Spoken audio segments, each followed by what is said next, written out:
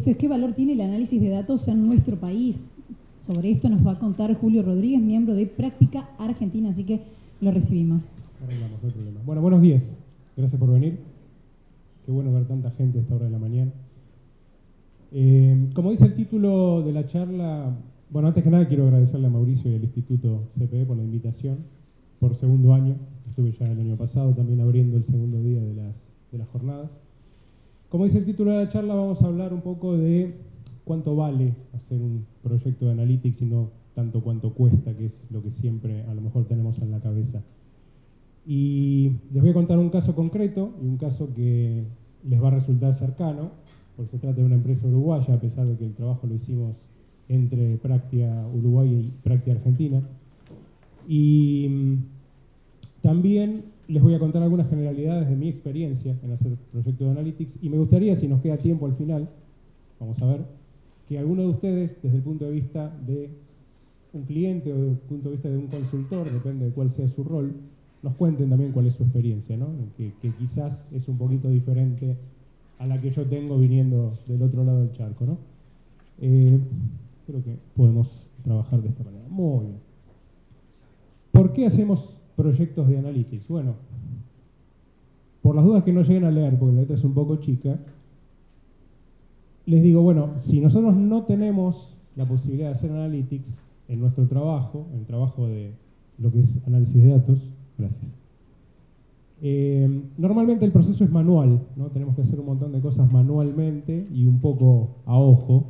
Y por supuesto eso requiere mucho esfuerzo, cada vez más esfuerzo, en el sentido de que cada vez hay más datos disponibles en todas las industrias. Entonces gran parte del tiempo de los analistas se va en tareas que son repetitivas y que son fáciles de automatizar y que en realidad no aportan ningún valor al análisis en sí. Obviamente, a medida que vamos aumentando la cantidad de datos, se va haciendo prácticamente imposible seguir analizándolos a mano o con un Excel, por ejemplo, que es lo más común en las empresas hoy en día. No hay manera de hacer un modelo predictivo, o no es que no hay manera, pero sí, digamos, es más complicado. Se puede hacer modelos predictivos, se vienen haciendo en estadística durante muchos años, pero no al nivel que lo podemos hacer si hacemos Analytics. Es muy difícil hacer correlaciones entre más de dos variables, porque, digamos, si no aplicamos una técnica mucho más avanzada no podemos hacerlo. Y, sobre todo, el conocimiento se va perdiendo, ¿no? Es muy común escuchar en una empresa: sí, aquel dato lo tenía tal persona, pero se fue hace 2 años y nadie sabe qué pasó. ¿Sí? Entonces, como no hay una forma sistemática de hacer análisis de datos, eso se va perdiendo. Si tenemos la posibilidad de hacer Analytics, tenemos un proceso continuo, repetible y que se puede medir. ¿Sí? Se puede saber cuál es el riesgo y hacer una proyección comercial de qué beneficios nos va a dar ese análisis. Filtramos un 80% de casos que encontramos en los datos, que son obvios, ¿no? Que la gente ya sabe que están ahí, pero que los separamos porque no nos interesan. ¿Sí? Y por supuesto vamos al análisis más detallado de lo que es interesante. Optimizamos el tiempo de los analistas, que ya no hacen cosas repetitivas todo el tiempo, sino que realmente se dedican a pensar, ¿no? A desarrollar nuevas ideas sobre cómo analizar los datos y cómo sacarle el jugo a esos datos y cómo interpretarlos. Podemos hacer modelos predictivos, podemos mirar los KPI, evaluar si hay algún desvío de lo que nosotros creemos que es lo correcto, ver correlaciones entre todas las variables al mismo tiempo y aprendemos, por supuesto, del pasado, ¿no? Tenemos una forma repetible de hacer las cosas. Entonces vamos a un ejemplo directamente. Les voy a hablar, no les voy a decir qué compañía es, pero les voy a decir que es una compañía que opera en Uruguay hace 25 años. Si yo hubiera puesto el Uruguay, se darían cuenta que soy uruguayo y no argentino, pero bueno, está claro, ¿no? Por eso puse en Uruguay. Su principal objetivo es producir madera de eucalipto para la industria celulosa. Probablemente ya van adivinando de qué empresa se trata. Tienen un promedio de materia prima cosechada de 3,6 millones de metros cúbicos por año. Plantan 35 millones de plantines nuevos, ¿sí? Cada año también, para reponer los árboles que van cortando. Y producen 1,3 millones de toneladas de celulosa. Eso representa, en lo que tengo entendido, en lo que dicen ellos, 1,4% del PBI de Uruguay. De nuevo, ¿no? Yo estos números en Argentina los puedo decir impunemente, corríjanme si hay algo que no les suena. Y producen también su propia electricidad. Lo que hacen es aprovechar los restos de la madera que no pueden producir, que no pueden utilizar para producir celulosa, perdón, y con eso producen electricidad. Y ellos dicen que es el 8% del total de la generación de Uruguay, de electricidad. ¿Cuál es el problema que tiene esta empresa? Bueno, obviamente el arbolito crece, llega un momento que está listo para cortarlo, lo corto y tengo que dejarlo secar un tiempo, ¿sí? Porque justamente la madera recién cortada tiene humedad y hay algo que se llama oreo, que no tiene nada que ver con las galletitas, no se confundan. El oreo significa eso, justamente, apilo los troncos al costado de la ruta, probablemente cerca del bosque donde los corté, y los dejo secar un tiempo. Los tengo que dejar secar, pero no tanto, porque hay una parte del proceso de la celulosa que requiere de que la madera siga húmeda todavía. Entonces, este no tanto es algo que hay que medir de alguna manera. ¿Por qué? Bueno, porque yo tengo que dejarle algo de agua, pero si le dejo demasiada agua, cuando yo voy, meto los troncos en un camión y me lo llevo a la planta, estoy llevando un poco de madera y un poco de agua, ¿sí? Entonces tengo que llevar la cantidad justa de agua para no estar transportando peso de más, porque cada tonelada extra de peso es plata, obviamente. Además hay límites legales, que según tengo entendido son 45 toneladas por camión, no pueden ser más pesados que eso, para circular por las rutas en Uruguay. Obviamente, como dije recién, aumentan los costos. Y entonces la pregunta es, ¿cuánto tiempo tengo que dejar secar la madera para que no esté demasiado seca, pero que tampoco me haga transportar demasiada agua? ¿Cuál es la cantidad de humedad óptima? Para hacer esto, bueno, teníamos diferentes datos que nos proveyó la empresa. Ellos toman muestras de madera cada vez que llega un camión o varios camiones, toman alguna muestra y miden la cantidad de humedad. Lo que hacen es sumergir el tronco en agua, usan el principio de Arquímedes, ¿no? El que cuando lo descubrió dijo Eureka, y dicen que salió corriendo de la bañera, pero es mentira porque en esa época no se bañaban mucho. Entonces miden qué cantidad de agua tiene la madera, obviamente hacen un muestreo, no pueden medir todos los troncos, y tenían en ese momento 5 años de datos, entre 2012 y 2016. Tenían el valor de la densidad, que es proporcional a la cantidad de agua, para diferentes muestras. Tienen diferentes tipos de árboles también, tienen diferentes bosques que van a dar diferentes densidades, entonces también teníamos los datos del bosque, la especie de eucalipto, en qué mes se cosecha, porque no es lo mismo dejarlo secar en invierno que dejarlo secar en verano, por supuesto. Cuánto tiempo lo dejaron secar, la longitud de la madera, que también influye en el secado, y algunos otros datos sobre el transporte que después nosotros vimos que no eran relevantes. El trabajo fue justamente relacionar ese valor de densidad de la humedad con el resto de las variables y ver si nosotros podemos predecir cuál es la humedad óptima, o sea, cuál es el tiempo óptimo para dejarlo secar para que la humedad sea la óptima. O, bueno, exactamente eso que acabo de decir. Como ustedes verán en este gráfico, que es uno de tantos que hicimos, porque bueno, subdividimos los datos por especie, por bosque, por época de cosecha, y cuando uno esperaría una curva muy simpática, ¿no? Esto es el tiempo de oreo y esta es la humedad, obviamente a medida que lo van dejando tiene un cierto decaimiento, y si uno hace una teoría de cómo se seca un tronco, da algo parecido a una caída casi exponencial, pero como ustedes ven los datos no eran muy exponenciales, que digamos, ¿no? Había mucho ruido.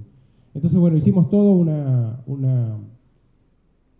aplicamos una serie de técnicas estadísticas para suavizar estas curvas, y en vez de quedarnos con estos puntos, nos quedamos con las curvas medias, ¿no? con cierto error que está marcado en gris acá. Redujimos el ruido, suavizado la curva, como dije recién, y aplicamos no solo técnicas convencionales de análisis, es decir, no solamente generamos estas curvas, para las cuales yo puedo decir, bueno, cuánto tiempo tengo que dejarlo para llegar a una cierta humedad, que es la que la empresa me dice que es la óptima. También usamos redes neuronales, le enseñamos a una red con estos datos cuánto tiempo tarda en secar la madera, dependiendo de la especie, del bosque, todo, digamos, como input para la red. Y con eso tenemos curvas como esta y tablas para la densidad. Es decir, yo entro por un lado con el tiempo de oreo y por el otro lado saco la densidad para esa especie, para ese bosque, para esa época de cosecha. Entonces, ¿cuál es el análisis económico que hago esto? Bueno, lo que yo sé es cuándo cosecharon cada grupo de árboles, cuál era la edad, o sea, cuál es la edad del árbol, cuál es el tiempo, la edad del árbol acá, cuál es el tiempo que lo dejaron orear, y cuál era la densidad medida en la muestra que sacaron de ese lote de troncos. Y por otro lado, lo que tengo es mi predicción, ¿sí? Es decir, yo digo, bueno, para este mes y año, este tiempo de oreo y esta época yo predigo tanto. Entonces voy al revés, digo, ¿en qué época tendrían que haberlo cosechado y cuánto tiempo deberían haberlo dejado para que en lugar de tener esto tengan la densidad ideal que necesita la compañía? Entonces voy hacia atrás, les digo, bueno, esto que vos cosechaste en marzo y lo dejaste 4 meses, tendrías que haberlo cosechado en mayo y dejarlo 6, por decir algo, ¿no? Ese es el trabajo que hicimos. Les dimos la información y entonces, obviamente, el siguiente paso es, bueno, primero, ¿lo puedo hacer? O sea, logísticamente, ¿tiene sentido hacer eso? Eso es algo que tiene que decidir la empresa.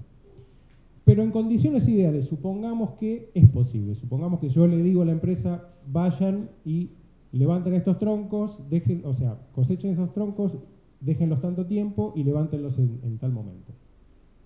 ¿Cuánto gana la empresa? Bueno, nuestros cálculos dicen que si ellos hubiesen recogido los troncos en el momento que nosotros les decíamos, en lugar del momento que ellos lo hicieron, mirando hacia atrás, hubieran ahorrado un 2% de agua, ¿sí? Es decir, transportaron un 2% de agua más en los troncos de los que deberían.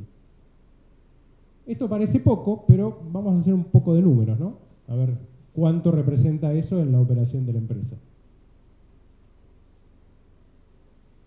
Tenemos unos cuantos datos de la empresa. Ellos tienen 70.000 camiones por año, ¿no? Que van de los bosques a la planta de procesamiento. 30 toneladas más o menos de madera por camión en promedio. Y la distancia promedio recorrida es de 200 kilómetros. En realidad van desde 50 hasta 500, dependiendo de dónde esté el bosque con respecto a la planta procesadora.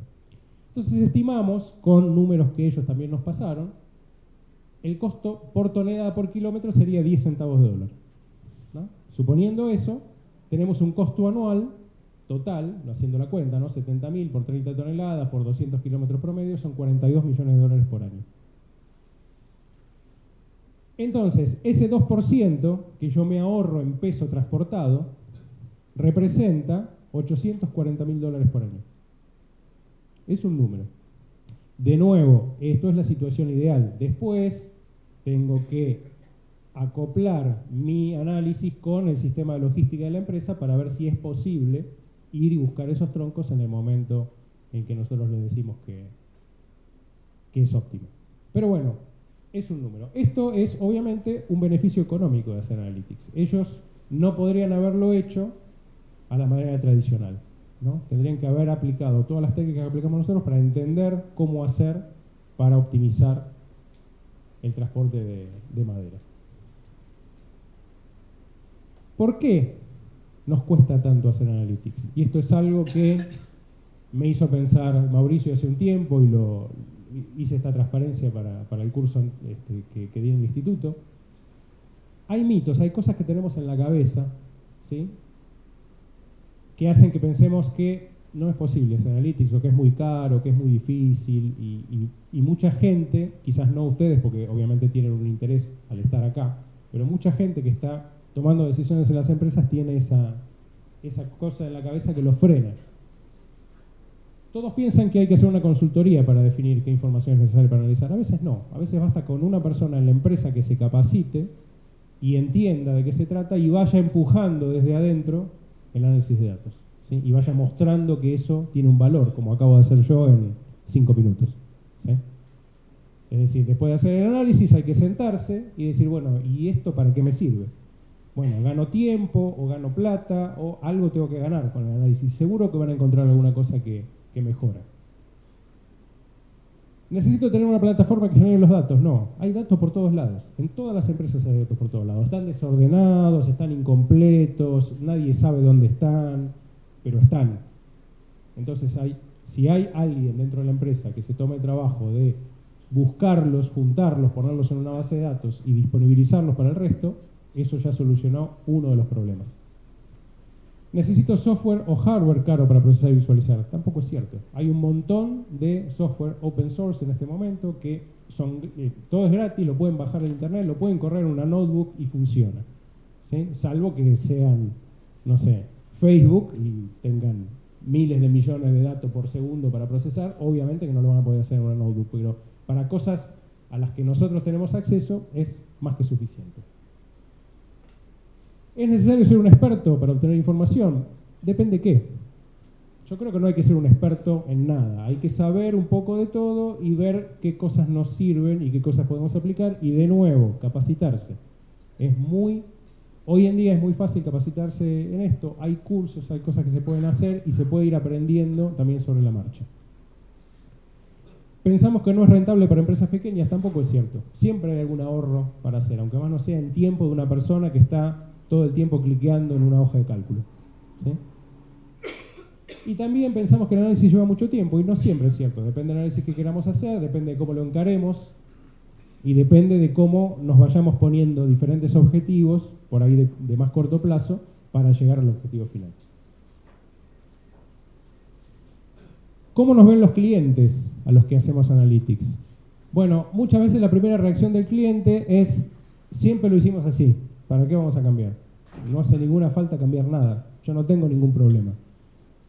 La verdad es que siempre hay un problema, siempre hay algo que se puede mejorar. A lo mejor no es un problema, a lo mejor es algo que se puede mejorar. Pero la primera actitud del cliente siempre es un poco esto.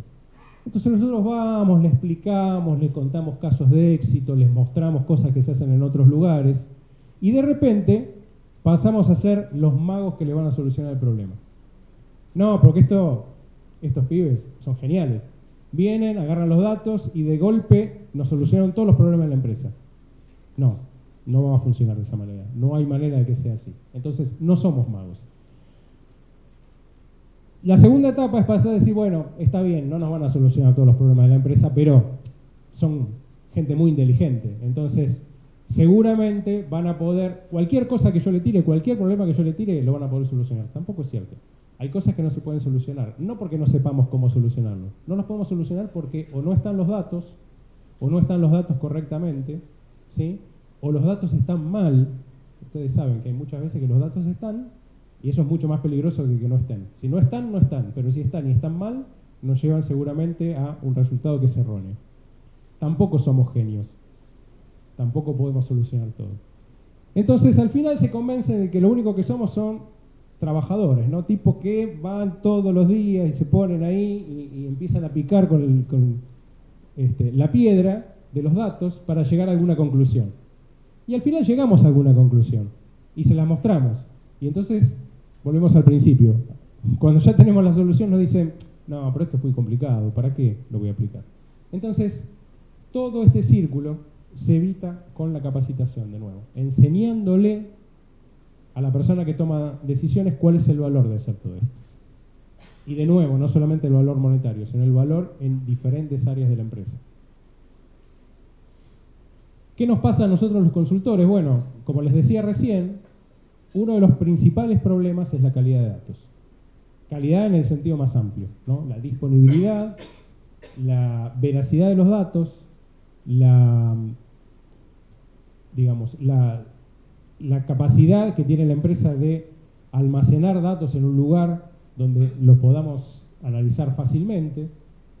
Y, por supuesto, si tenemos basura que entra, sale basura del análisis. No hay manera de solucionarlo.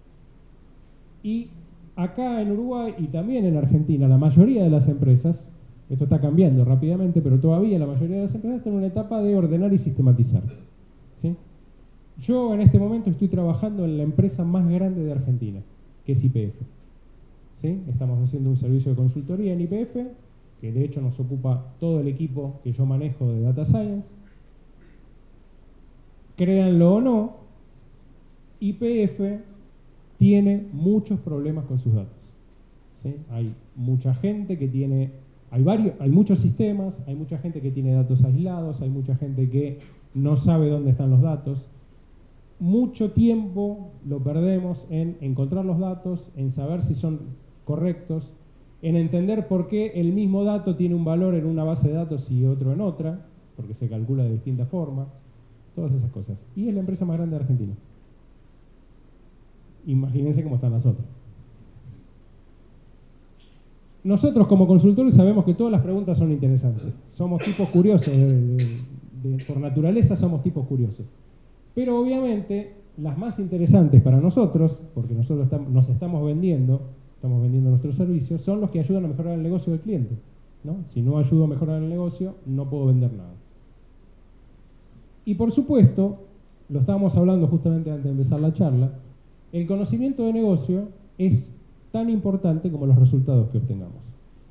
Cada vez que yo me enfrento con un problema nuevo en una industria que no conozco, sé que puedo analizar los datos, sé que puedo tener un resultado, pero muchas veces no puedo interpretar ese resultado. Necesito un experto del otro lado, es decir, ¿qué quiere decir tengo un experto del otro lado? La empresa tiene que aceptar que esa persona dedique su tiempo, que lo considera tiempo de trabajo, no lo puede hacer en su tiempo libre, ¿no? Después, cuando terminó su tarea de 8 horas, quedarse 1 hora más con el consultor para contarle cuál es su interpretación. Tiene que considerarlo tiempo de trabajo.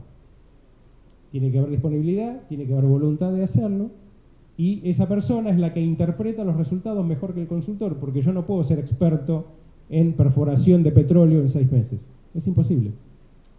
Ni en geología. Entonces necesito a alguien del otro lado que me diga, no, mira, esto que te está dando no puede ser, fíjate por otro lado, o esto sí puede ser, pero vamos a ver qué otra cosa da con este otro set de datos que tengo y que te puedo acercar. Y por supuesto, es muy importante tener en cuenta las visualizaciones. Desde el primer momento en que empezamos a hacer análisis. Nosotros empezamos haciendo cosas muy simples, tipo gráficos, histogramas, cosas que nos muestran cómo están los datos, hasta cosas mucho más complejas como un tablero, ¿no? Al final, un tablero para que la persona que tiene que tomar la decisión tenga la información disponible. ¿Cuánto tiempo me queda? No sé. ¿Menos 3 minutos? Bueno.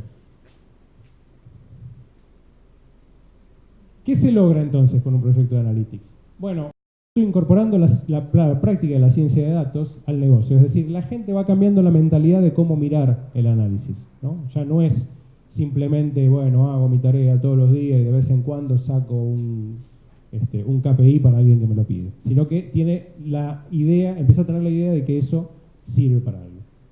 Logro capacitación, porque justamente tengo que capacitar a la gente que está trabajando en las empresas para que entienda qué es lo que estamos haciendo y que lo pueda hacer después, una vez que el consultor se va, ellos puedan seguir su camino. Esto es importantísimo. Logro orden en las fuentes de datos. ¿Por qué? Porque para empezar el proyecto tengo que recolectar todos los datos que hay, saber dónde están y juntarlos de alguna manera. De ahí a ordenarles los datos en una base de datos, hay un pasito nada más. Hay que decirle simplemente, mire, ustedes no pueden tener 54 Excel desparramados por 80 computadoras. No va. Armen una base de datos, aunque sea una base de datos que sea gratuita, ¿no? Pongan los datos ahí y déjenlos disponibles para la gente. Bien, y eso funciona. Funciona la mayoría de las veces. Mejora la calidad de datos, porque si yo entiendo que mis datos no son buenos, puedo empezar a pensar cómo cambiarlo, ¿sí? Y de ahí en más empezar a recolectar datos de calidad. Puedo hacer análisis histórico, por lo que decíamos antes, porque voy a tener trazabilidad hacia atrás en lo que fui haciendo, repetitividad y mayor control. Aprendo a usar tableros. Mucha gente que no sabe usar tableros, no sabe para qué sirve un tablero, que en realidad es muy útil para un montón de cosas, y está bueno. Y por supuesto el beneficio económico del que hablamos al principio, ¿no? Todo, en algún momento, para todo en algún momento nos podemos sentar y hacer números y ver que eso nos beneficia. Así que bueno, eso era todo lo que tenía para decirles. Me gustaría, si hay un poquito de tiempo, aunque sea 5 minutos, si alguien tiene primero si alguien tiene preguntas, y después si alguien tiene ganas de contarnos su experiencia desde el punto de vista de la consultoría o del cliente, ¿no? Puede ser que alguno de ustedes haya sido cliente de Analytics.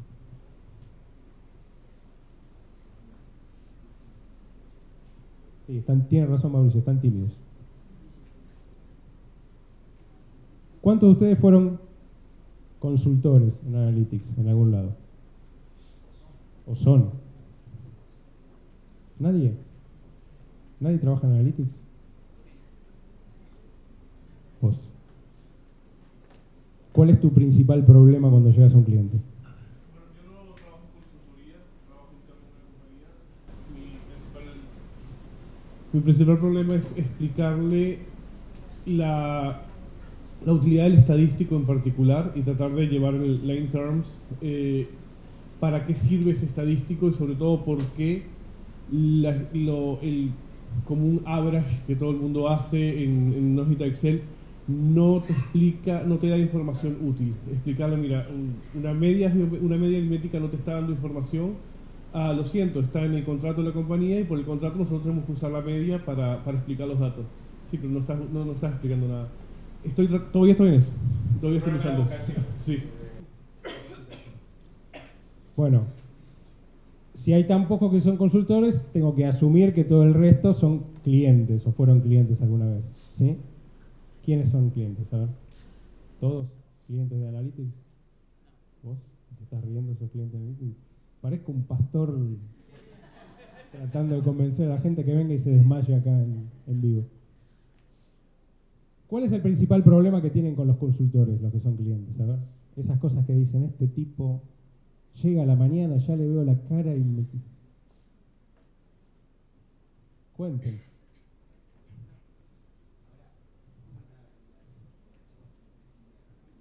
Bueno, buenísimo.